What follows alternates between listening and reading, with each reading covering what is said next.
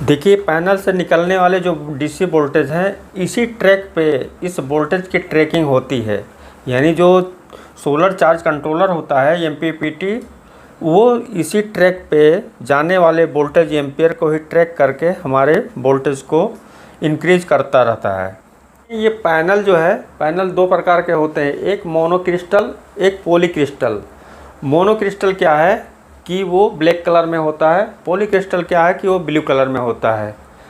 अब इसके जो एम्पियर और वोल्टेज हैं, इसके यानी कैपेसिटी पैनल के, इसके बैक साइड में लिखे होते हैं। देखिए, सबसे पहले क्या होता है कि कोई भी पैनल है तो इसके पैनल के कनेक्शन को जानना चाहिए, उसके बाद बैटरी के कनेक्शन को भी जानना चाहिए। और वो कनेक्शन है पैरेलल और सीरीज। क्योंकि जब जैसे आप बैटरी में देखते हैं कि हम पैरेलल में कोई दो बैटरी को जोड़ते हैं तो उसमें एम्पियर बढ़ जाते हैं।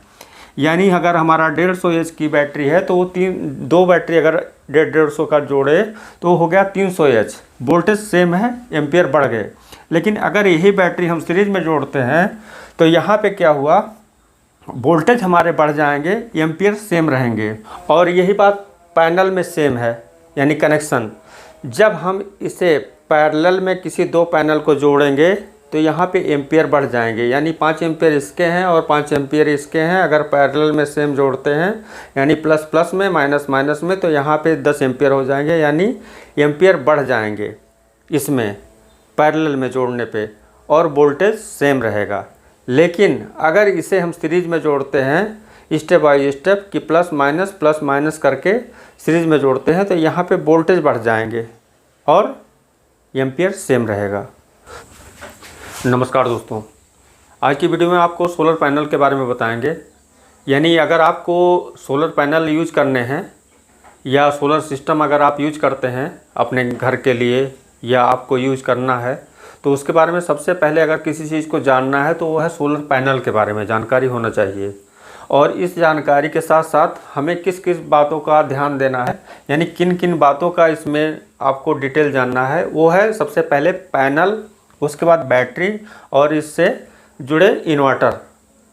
क्योंकि हमको अगर यूज करना है किसी सप्लाई को तो उसके बारे में जानकारी होना ज़रूरी है। जैसे आपके घर में जो सप्लाई आ रही है ग्रिड से वो है एसी, और इससे जो सप्लाई मिल रही है पैनल से वो है डीसी। अब एसी और डीसी का डिफरेंस आप जान लिए कि जो ग्रिड की सप्लाई है वो एसी है और ये पैनल की सप्लाई जो है वो डीसी है। अब डीसी को आप इस बात से क्लियर कर सकते हैं कि जैसे हमारे घर में बैटरी यूज होता है इन्वर्टर के साथ में, वो भी डीसी है, और ये पैनल से जो मिल रही सप्लाई वो भी डीसी है। यानी हमारे पास डीसी के दो सोर्स हो गए। एक हो गया जो हमारी सूर्य के रोशनी से मिलता है यानी सनलाइट से, और एक हमारा जो स्टोर किया गया एनर्जी है इससे। अब यहाँ पे हमारे पास दो ऑप्शन हो गए, यानी डीसी के दो सोर्स हो गए। इसे भी आप बैटरी ही मान सकते हैं, ये बैटरी है। तो यहाँ पे क्या है कि बैटरी मानने के लिए क्यों बोले हैं, क्योंकि इससे जो एनर्जी आउट हो रही है वो यहाँ इस बैटरी में स्टोर हो रही है, और ये आपको स्टोर की गई एनर्जी कब ज़रूरत पड़ेगी, जब लाइट नहीं रहेगी। तो इसलिए अगर पैनल को आप जानेंगे तभी आप इस चीज़ को मैच करा सकते हैं। वो कैसे, मान लीजिए आपके घर में या आपके जो इन्वर्टर लगे हैं वो 150 एच की बैटरी है या हमारे 150 एच की दो बैटरी है, तो ये जो बैटरी लगी है या जो इन्वर्टर लगे हैं इसी के मैचिंग के अकॉर्डिंग ही हमको पैनल भी चूज़ करने हैं। वो कैसे, क्योंकि पैनल में भी जो है इसकी कैपेसिटी होती है। जैसे बैटरी में कैपेसिटी होती है कि वोल्टेज और एम्पियर लिखे होते हैं, ऐसे पैनल में भी होता है, इसके वोल्टेज और एम्पियर इसके बैक साइड में लिखे होते हैं। इसे आपको क्लियर कर लेना चाहिए कि हमें जो पैनल यूज करने हैं, क्योंकि पैनल से आने वाली जो डीसी सप्लाई है सीधे वो बैटरी में जाएगी। क्योंकि पैनल से जो निकलने वाला डीसी सप्लाई है वो सिर्फ बैटरी में स्टोर करने के लिए जो एनर्जी आ रही वो है।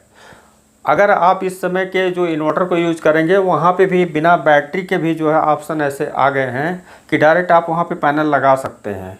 लेकिन जैसे आप बैटरी को इन्वर्टर के हिसाब से लगाते हैं, यानी जो इन्वर्टर हमारा 24 वोल्ट का है तो दो बैटरी लगाएंगे। अगर इन्वर्टर हमारा सिंगल बैटरी का है तो 12 वोल्ट यानी 12 वोल्ट यूज करेंगे।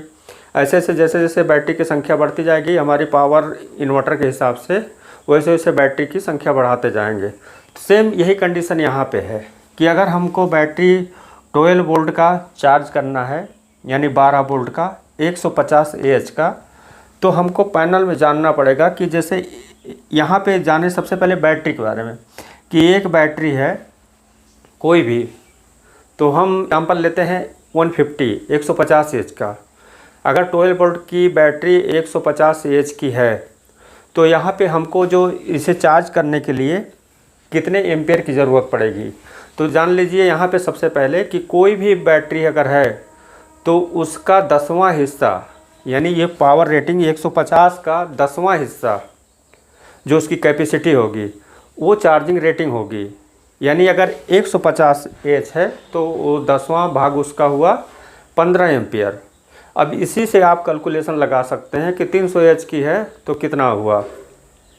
तो इसी हिसाब से कि जैसे हमको ये यहाँ पे 15 एम्पियर की ज़रूरत है, तो फिर ये जो हम पैनल लगाएंगे, पैनल में क्या है कि आप पैनल की कैपेसिटी पहले जानें कि एक पैनल है वो आपका 100 वाट या 150 वाट या 300 वाट वो कितने वोल्टेज का है और कितने एम्पियर का है।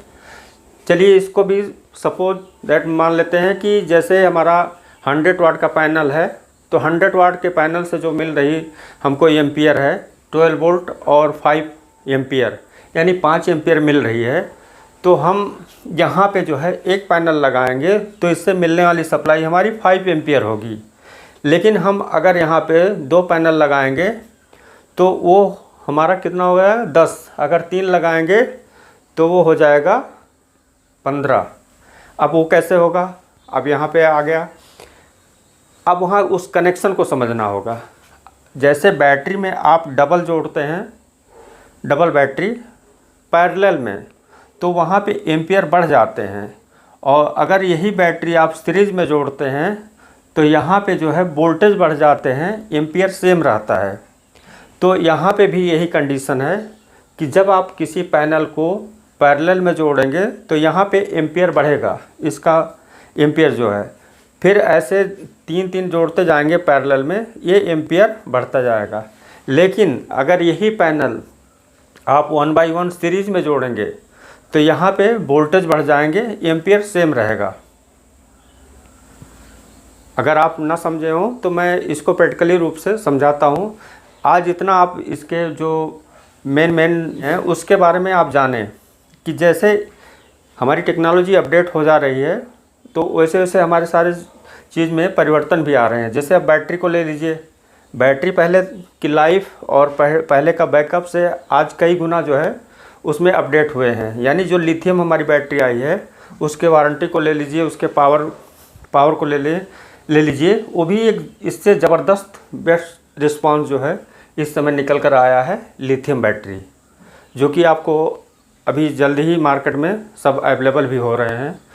तो यहाँ हम पैनल को इसलिए बता रहे हैं कि यहाँ की जो टेक्नोलॉजी है इसके और इसके बीच में जो है, यानी पैनल आप लगा लिए और बैटरी से जोड़ दिए, इतना ही नहीं, क्योंकि बैटरी में जैसे जैसे ये बैटरी चार्ज होती जाएगी 10 घंटे 8 घंटे में, ये सूर्य के रोशनी के ऊपर ये डिपेंड, यानी सनलाइट के ऊपर डिपेंड करता है इसके पावर।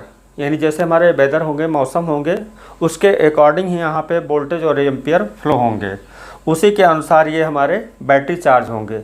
अब मान लीजिए कि अगर आपके 15 एम्पियर आ रहे हैं और पूरे टेम्परेचर से, यानी फुल पावर से इसमें एम्पियर आ रहा है, तो इसे जितना देर लगेगा चार्ज होने में, फुल चार्ज होने के बाद यह हमारी बैटरी हाफ़ चार्ज है और हाफ़ चार्ज 4 घंटे में पैनल फुल कर देता है। तो उसके बाद ये कहाँ जाएगा?